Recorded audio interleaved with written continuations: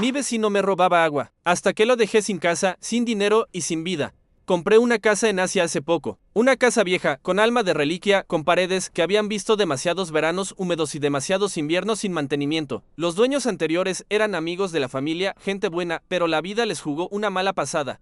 Necesitaban dinero urgente y se vieron obligados a venderla a mitad de renovación. Cuando digo a mitad, no exagero. Era una estructura sólida con acabados incompletos, herramientas abandonadas en un rincón, cables expuestos aquí y allá, y una atmósfera de abandono que se sentía incluso en el aire. La propiedad había estado sola 3 años sin puerta real, solo un candado oxidado sosteniendo la entrada como si eso fuera suficiente para evitar intrusos. 3 años sin portón, sin vigilancia, sin movimiento, 3 años accesible para cualquiera era. En esencia, territorio libre. Por eso, el primer día que me mudé, apenas crucé la entrada con mis cajas, me encontré con una escena que me hizo reír y preocuparme a la vez. Una motocicleta estacionada dentro de mi cochera, ni siquiera en la entrada, no, dentro, como si fuera su estacionamiento privado. No dejé nota, no dejé aviso, simplemente la saqué y la dejé en la calle, apoyada contra la banqueta. Horas después, llegó el dueño. Empezó a golpear mi portón de metal, uno nuevo que acababa de instalar, con esa insistencia agresiva de quien cree que todo le pertenece. Golpeaba como si yo le debiera algo, como si él fuera el afectado, como si la cochera fuera suya por derecho divino.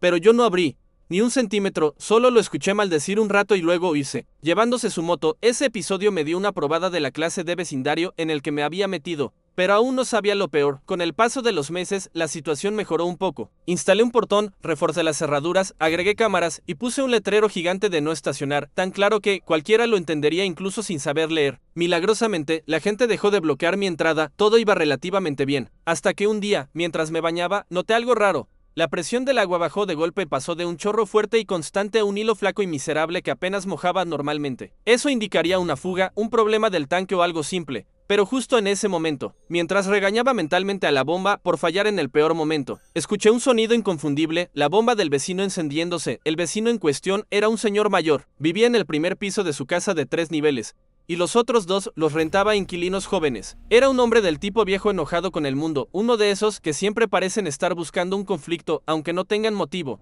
Cuando mis amigos le dijeron que venderían la casa, él se enfureció. Según ellos, les reclamó que nunca debieron venderla, que la casa debería quedarse abandonada porque supuestamente la había estado usando cuando quería. No explicaron más, pero con el tiempo, empecé a entender lo que realmente quería decir. Yo no soy el tipo de persona que se deja intimidar fácilmente. Mido casi 2 metros en treno, y tengo 3 perros grandes que, aunque son unos ángeles, parecen salidos de una caricatura de guardias de prisión. Pero aunque a mí no me preocupaba el viejo, no imaginaba el nivel de descaro que estaba manejando. Ese día, la baja presión de agua me pareció demasiado coincidente, así que esperé a que su bomba se apagara.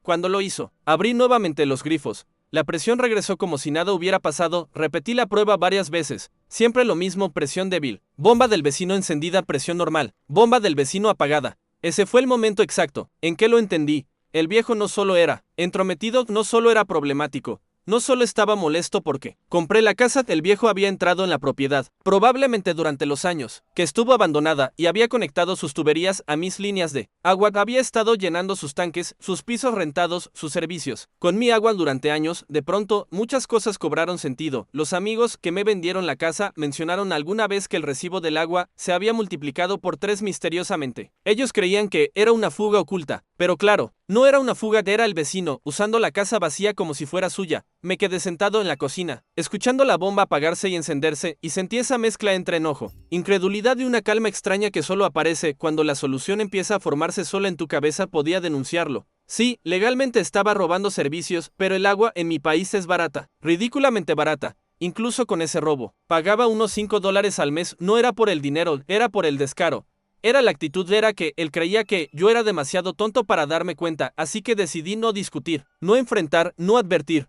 No iba a darle la cortesía de una conversación solo, iba a resolverlo. Esperé al lunes por la noche. A las 7 p.m. escuché el sonido familiar de su bomba encendiéndose, ese ruido grave y constante que vibra a través de las paredes. Salí y abrí la tapa de la llave principal de mi propiedad. Respiré hondo y cerré todo. .com lentamente y .mi lógica era simple. Si no hay agua, la bomba funciona en seco. Si funciona en seco, se quema. Pensé que eso sería lo peor. Una bomba quemada. Un gasto de reparación, una pequeña victoria moral para mí.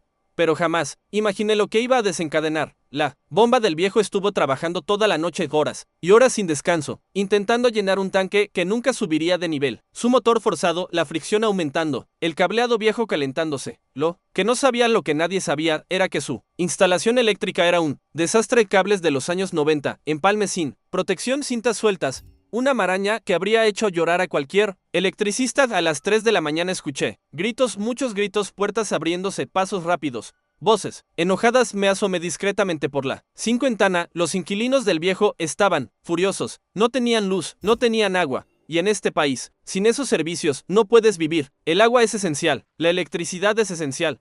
Un propietario que deja sin servicios a sus inquilinos puede ser multado incluso sin proceso judicial, y eso pasó. Uno de los inquilinos hizo sus maletas y se fue a los 2 días. El otro, más paciente pero igual de enojado, denunció al viejo con las autoridades. La policía vino, revisaron su sistema, descubrieron el desastre de cable A.Y, confirmaron que su bomba había quemado su regulador eléctrico. Le impusieron una multa de $500. $500 aquí es muchísimo. Para él era asfixiante. Luego, la autoridad de vivienda intervino mientras no arreglara todo el cableado y tuviera un sistema de agua legal y seguro. Tenía prohibido rentar. En resumen, se quedó sin inquilinos y sin ingresos, con multas enormes, con reparaciones demasiado caras y sin posibilidad de seguir viviendo solo. Eventualmente tuvo que mudarse con su hija porque no podía sostener su propia casa, todo porque apreté una sola llave. Días después vino a mi portón. Golpeó, pero esta vez no sonaba agresivo, sonaba derrotado. Me preguntó con un tono que intentaba sonar casual si yo había pagado mi agua. Le respondí la versión más neutral, tranquila y legal que pude. Sí, es que tenía una fuga en mi tanque. Cerré todo hasta que venga el plomero. Su expresión se transformó. No puedo describirla completamente. No era sorpresa, no era enojo. Era algo entre miedo, comprensión y la sensación amarga de alguien que sabe que cometió un error y no tiene forma de repararlo. No sé si entendió lo que implicaba mi frase, no sé si hizo la conexión, no sé si sabe que sé lo que hizo, pero una cosa sí sé: no puede probar nada, y yo no violé ninguna ley. La próxima semana llegará un plomero para reconstruir mis líneas de agua, identificar de dónde se conectó él y cortar cada tubería sospechosa. No voy a regalar agua a nadie nunca más. Al final, me bastó cerrar una llave para resolver mi problema, y para deshacerme del vecino más conflictivo que había tenido. 2 pájaros, un tiro, una mano en una válvula. Y listo.